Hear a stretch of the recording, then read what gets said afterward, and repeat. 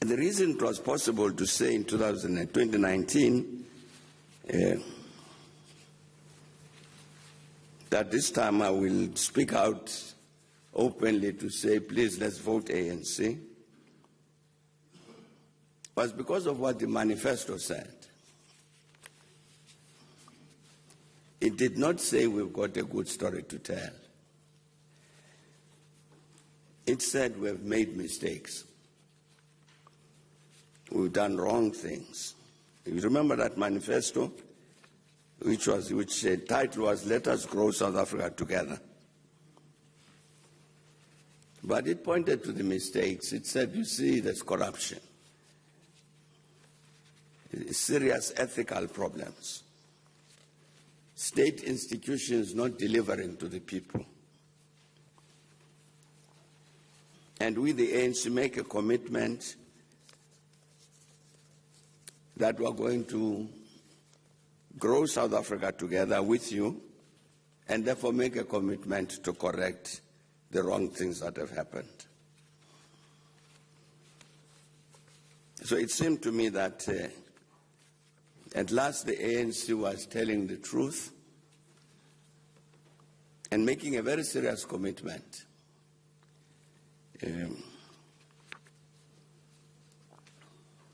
And therefore it was possible to say, vote ANC.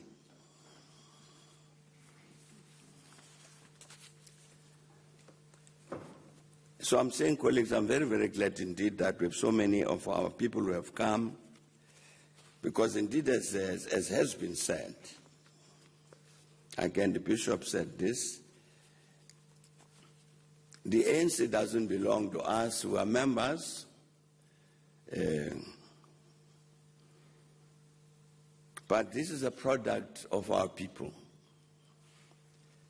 It belongs to the people, and none of us have got any right to destroy it, to weaken it, destroy it in any way. Indeed, as he was saying, just you look at who are these people who died and sacrificed and did all sorts of things to make sure that this ANC lives up to its obligations. And so we met here, as the provincial chair was saying, yesterday, day before. And the meeting started very well with the provincial secretary saying, as we make this assessment of the ANC in order to answer the question, what is it that we do to achieve its renewal? He said we need to be truthful to one another. Singakhathani, state nyaniso.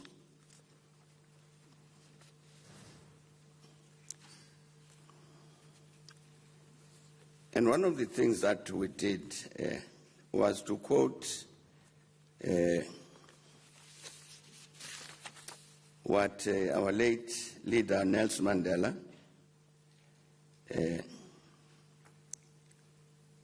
said in 1997.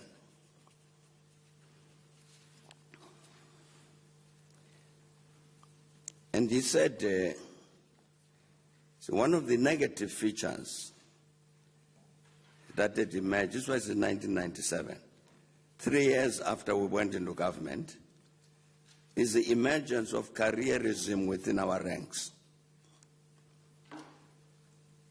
That many among our members see their membership of the ANC as a means to advance their personal ambitions, to attain power and access to resources for their own individual gratification.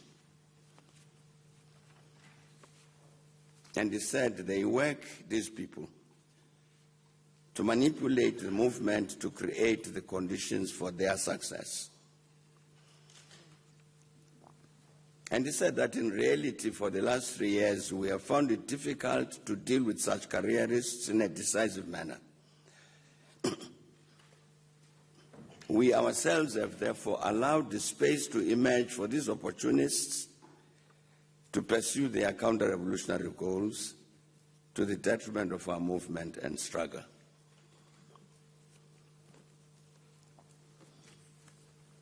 That was in 1997. So the meeting discussed this question. Has that problem been solved?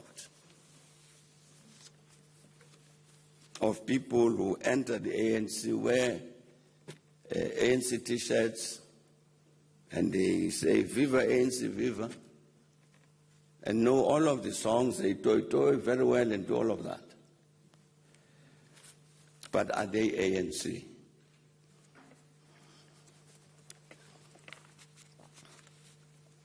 And so the provincial secretary said, let us look at a report that was given by the then secretary of the ANC, Mantashe, in 2017 about the state of the ANC. And that in reality, what Mantashe said 20 years after Madiba had spoken was to repeat what Madiba had said. And that is a consequence, some of what was happening, that there was a growing trust deficit between the people and the ANC, that there was a decline in the ethics, the values and traditions of the movement, that there was a perception of the ANC as entirely corrupt, and that we had a very poor quality of branches, members in general, and so on.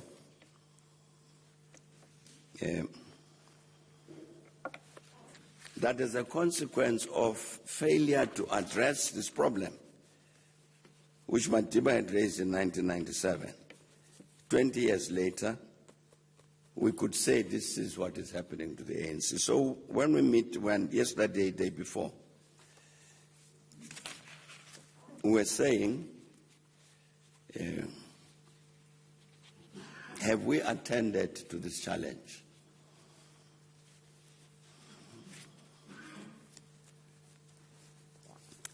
And as the secretary said, let us address this matter truthfully.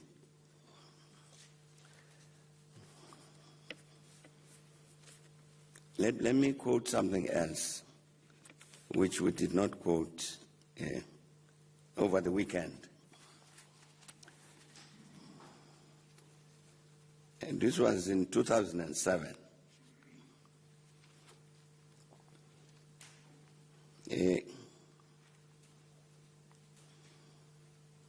Is one of these one of the almost last statements that I made while I was president of the ANC. And I was saying,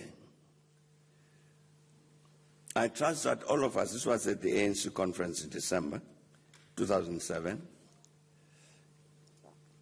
that all of us gave time to study and respond to the discussion document towards the centenary of the ANC. Its title was Towards the Centenary of the ANC, a Strategic Agenda for Organizational Renewal. And said the document concludes with these words, that the ANC has evolved and developed into a people's movement and agent for change over many years of struggle and sacrifice. That it had to overcome serious obstacles and setbacks in the long road to freedom and democracy. That it has a track record of being a trusted leader and loyal servant of the people. That its strength lies in its ability to renew itself ideologically and organizationally, to take account of new developments and new challenges. However, this ability to self-renewal cannot be taken for granted, is a task that every generation has to grapple with and accomplish based on the requirements and tasks of its situation. And that document said any organizational review and renewal proposals for the ANC have to pass one test, which was to what extent do they enhance the capacity of the movement to remain a trusted leader, a loyal servant of the people, and an agent for change. And that was the main challenge.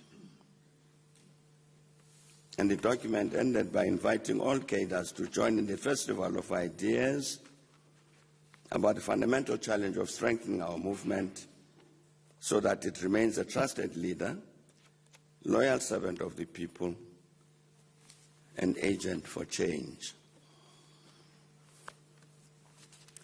I can report to our colleagues that have graced us with their presence this morning that indeed the meeting considered all of these matters with the greatest seriousness, with an admission that we had not in fact addressed successfully all of these matters that have been raised over many years. And therefore that we must expect, because we had not addressed this matter raised by Nelson Mandela in 1997 about his careerists, because we had failed to address that matter, that we would have many of them within the organization. And therefore, when we say renewal, I think the point that the provincial chair made, can you renew the ANC with those careerists? And the answer was no, you can't. It doesn't make sense. It wouldn't make sense. That's a major challenge. If you have a Thabo Mbeki who is a careerist, and you say we can't renew the ANC with him in our midst, how do you get rid of him?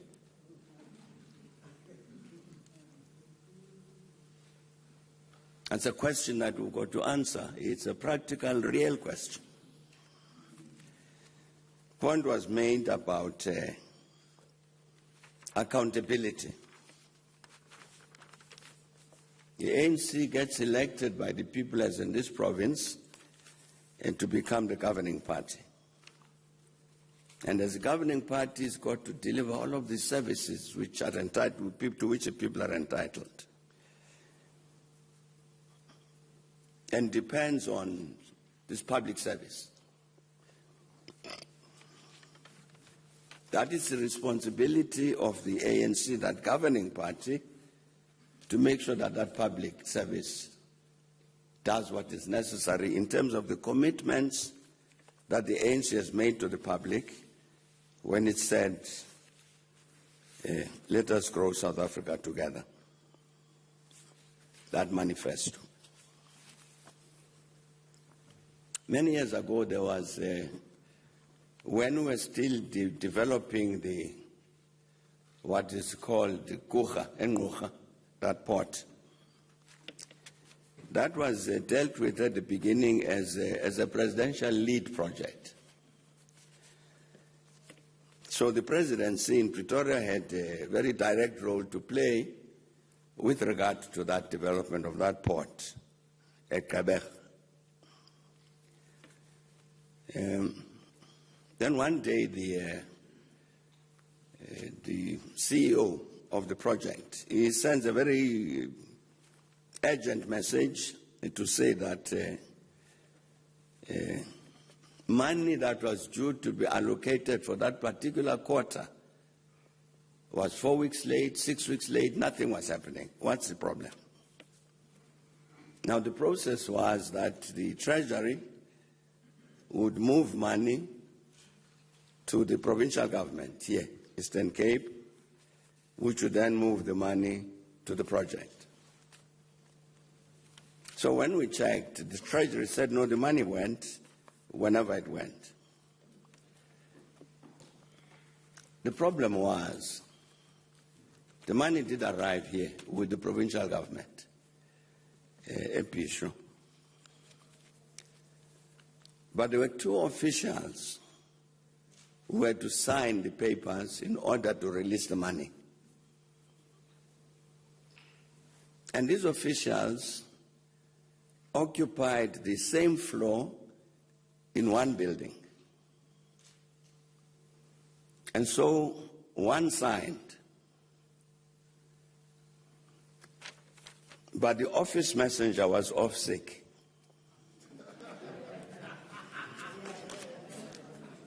The result of which is that this signed document couldn't go to this other official to sign down the passage because the messenger was off sick. And that's a true story. The official couldn't stand up and walk 3 floors, three doors down to deliver this document to be signed. The point that is being made about the accountability of the public service is illustrated by that, and worse consequences arise from that. The reality is that when we ended our discussions yesterday, we agreed that what had happened was stage 1 of a process. It was only the beginning. In a sense, it was a beginning to admit what was wrong, to say honestly among ourselves there is something radically wrong, which is the first step to saying, therefore, something needs to be done to correct that. And indeed, I was very, very pleased that you'd have people from the meeting, members of the PEC, extended, who would say, let's start with ourselves here as members of this PEC. I'm saying this was step number 1 in a process that is going to be very, very challenging. The chairperson of the province did not say this morning, but he said it yesterday. I have not asked him whether I can report on what he said. But I listened very carefully, and he was very, very correct. I was very pleased he said it. The 1997 conference that I spoke about, when Nelson Mandela spoke, I took a decision, which was that we must make absolutely certain that comrades understand that when you make a commitment, you stand, I'm running to be chairperson of the ANC in the Eastern Cape. You are making a commitment to be a loyal servant of the ANC. And that's all. And do away with this expectation that because I'm going to be chair of the ANC, therefore I'm going to be premier. So that conference in Mafikeng said these are two separate things. And the decision was that in provinces which the ANC had the majority, the premiers would be chosen in the same way as the national ministers.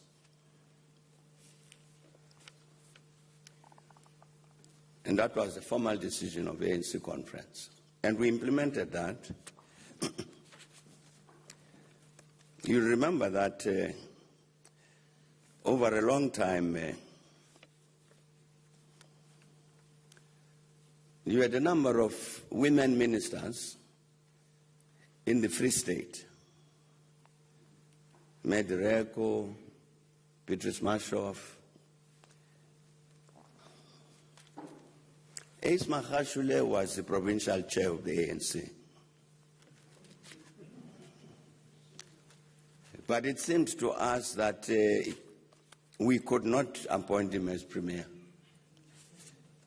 So he remained provincial chair because ANC had elected him. But that process, if we decided in Mafikeng in 97, meant that we could take a decision as to whether we think this person should be the premier. Comrade Oscar raised that yesterday and said he, having become premier, now he understands that the business of combining these two posts is wrong. I agree with him. It's wrong. And what was done in Mafikeng in 1997 was changed in Polokwane in 2007. So that whoever is elected president of the ANC automatically is our candidate to be president of the Republic. Premier same. On the basis of a false argument, it was called the two centers of power. There's no such thing. It was cooked up in order to achieve particular objective.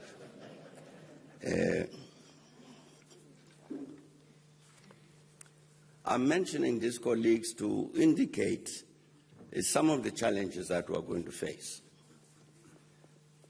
If we say, I'm glad that in this province, and when we say let's go back to where we were in 1997 with regard to this matter, if you are chair of the ANC, you are chair of the ANC, that's fine. If you are premier, that's fine. But don't mix them up. I'm glad that if you come to this province and say that, Oscar will say, long live. But will that be the same in all the other provinces? Those are the challenges of this renewal of the ANC. Those are the challenges that are going to stand in our way. One of our colleagues here who identified himself as coming from the South African Communist Party raised some important questions. The enemy of the NDR, who's the enemy of the NDR? What about the forces of production, about the role of capital, the class position of leaders of the movement?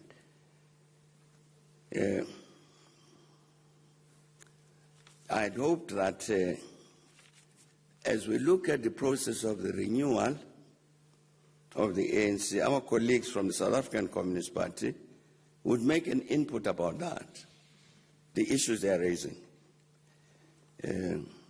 What's the view of the Communist Party, our ally, about the questions that he was raising?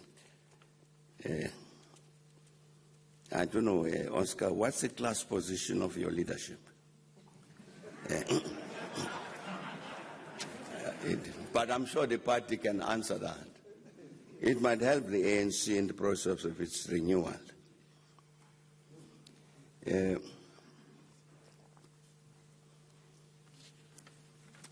I'd be also very interested in a matter that maybe is irrelevant for, not entirely, for the ANC. You know, the Communist Party is the party for socialist revolution. I'd be very, very interested to hear what the party is saying about that question. What it is doing and is going to do in order to bring about the victory of the socialist revolution. That might help, even in this process we're talking about, so that the ANC has a better understanding of the role of the Communist Party in the context of our struggle. Because the party has got that responsibility about the victory of the socialist revolution. I'm saying that, comrade, so that the party should not just see itself as a watchdog over the ANC. It must be aware of its own class responsibilities. And its first class responsibility is to ensure the success of the socialist revolution. But certainly we would very much welcome an assessment by the party of ourselves. What's our class position? If that will help us in terms of the renewal of the movement. The last point I must make is that It's very, very good indeed, as I was saying, that we have all of these colleagues who come from business, from NAFCOC, from the church, from the LBLTBQI plus community, etc., to give this independent view about this. What is the state of the ANC? I hear the issues that are being raised about the need for the involvement of business in what we're doing. It is all very correct. Challenges that business is facing, maybe we're not responding properly. But I'm saying in this context, for them as people who are looking at the ANC as a formation, they might be members of the ANC themselves, but I'm saying as NAFCOC, they're looking at the ANC from outside, to be able to help the ANC to say, we think these are your problems, these are your challenges. Even to the point of even pointing at the individuals. A long time ago, I was saying to one of our colleagues, we're still in government, and I said to her, you know, I think we've been in government, I don't know, for 20 years, 10 years, and so on. So I said to her, you know, a couple of people have told me something about one of our colleagues, a minister, that he has been taking something and putting it in his pocket. I didn't know this. So she says, you didn't know? I said, no, I didn't. So she says, that fellow, since 1994, he has been known as Mr. 10%. There are other, me, I'm sitting there, I'm Vice Deputy President and President, and you don't see the things, but there are other people who can. But they don't come to say, that one, why do you appoint this one as a minister? That's Mr. 10%. I'm saying that capacity is with us in the communities to help the ANC to identify these challenges and to come and to say, please act on this. And that's why I'm very, very glad indeed that we're able to come here today. This discussion that is taking place in this province about the renewal of the ANC is a national discussion. It's a national discussion because the last national conference of the ANC in Nasrec 2017 said this renewal must happen, and said more or less that this was a matter of life and death for the ANC, the renewal. And therefore took the necessary decisions to make sure that this thing actually happens, the process of renewal. So I'm saying this is a national process. The province is doing part of what is a national effort to achieve that renewal. So we need to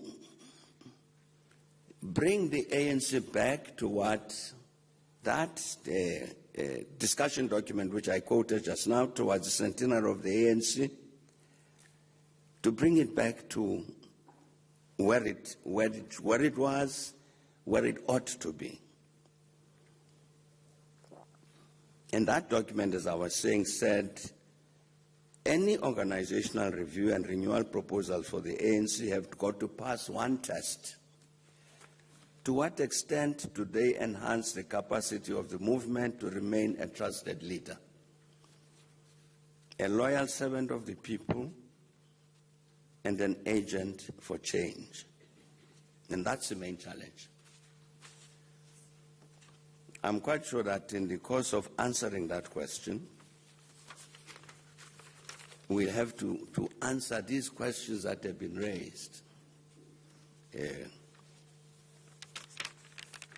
When you say that you are this servant of the people, this agent for change,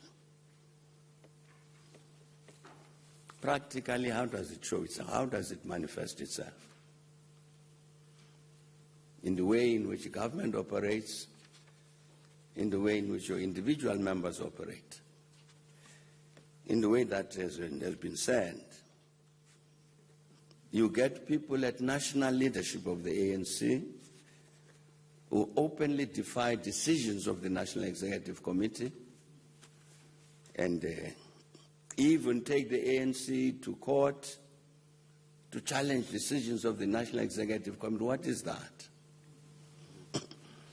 That I'm saying, in order to show that you are that trusted leader, that loyal servant of the people, that agent for change, in the course of answering that question in the renewal process, I'm sure we'll be able to address the specific challenges. I do hope that Befundisi, Bantu Bamashishini, and other people who are here, that you will stay with the ANC in that process of renewal. It's a difficult road, but we've got to go through with it. The Judicial Commission of Inquiry on State Capture reminds us as members of the ANC every day about what has gone wrong. And every day, ANC members are being trooped up there. Answer this, answer this, answer this. There's no way you can avoid this challenge of renewal. It's facing us daily. I was saying that Comrade Chair, the last point now is really the last point. Comrade Oscar Mabuyane mentioned the work that is being done with regard to what has been called the economic reconstruction and renewal. Economic reconstruction and reform of the country, in particular to respond to the consequences of the COVID-19 pandemic.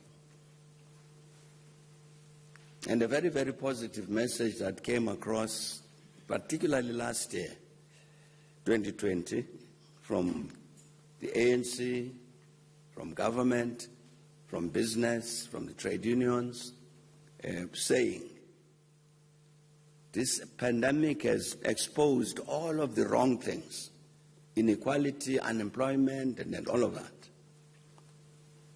And that when we reconstruct and reform the economy, it's not to go back to where we were when the crisis started, to do much better than that. A very, very important message, because it meant that for the very first time since 1994, we had all of the social partners, the ones that meet in NEDLAC, all of them, more or less speaking in unison. Let us act together to do something about eradication of poverty and so on. Part of what we talked about over these 2 days was that work has still not been done to produce that united national plan, indeed to ensure that we eradicate poverty, unemployment, and so on. That's part of our tasks. I'm mentioning that in the end, colleagues, comrades, to say even success with regard to that, which means eradicating this poverty which is impacting so negatively on millions of our people. And our colleagues from Basekomani were saying that, Bakoman, that we don't want to be delivered with food parcels on election days. The people must have food. Fundamental to the achievement of that is this renewal of this organization, which continues to be trusted by our people as their true representative. It must renew itself, because that too means it put us on course to this eradication of this poverty, which is impacting so many negatively on millions of our people. Thanks a lot, and thanks for coming.